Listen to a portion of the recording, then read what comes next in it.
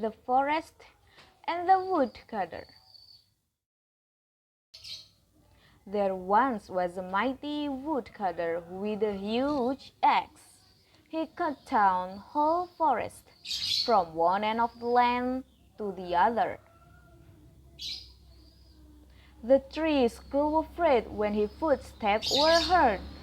No trunk, no matter how big, could withstand the swing of the woodcutter.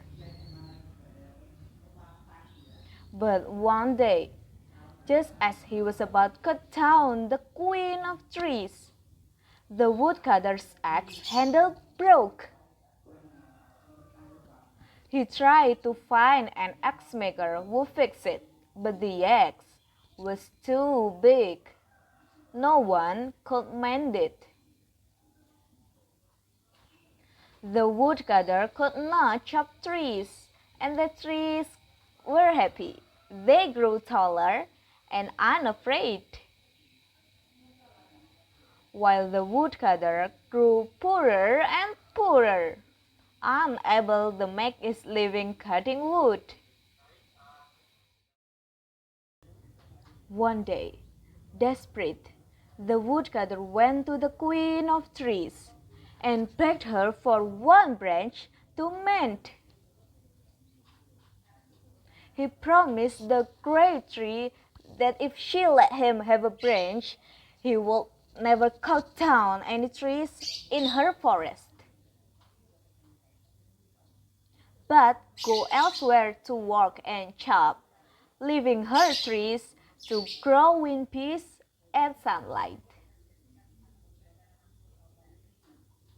He swore it on his axe head and on his life. The queen of trees, innocent and naive, agreed. So the queen of trees gave one of her bunch branches to the woodcutter, and he used it to make a handle for his huge axe. And when he was done, when he had mended his axe, he began to chop down the queen of trees. She cried out in pain and loss, "But you made me a promise. You said you would not." But the woodcutter only laughed. "I'm a woodcutter and you are a tree."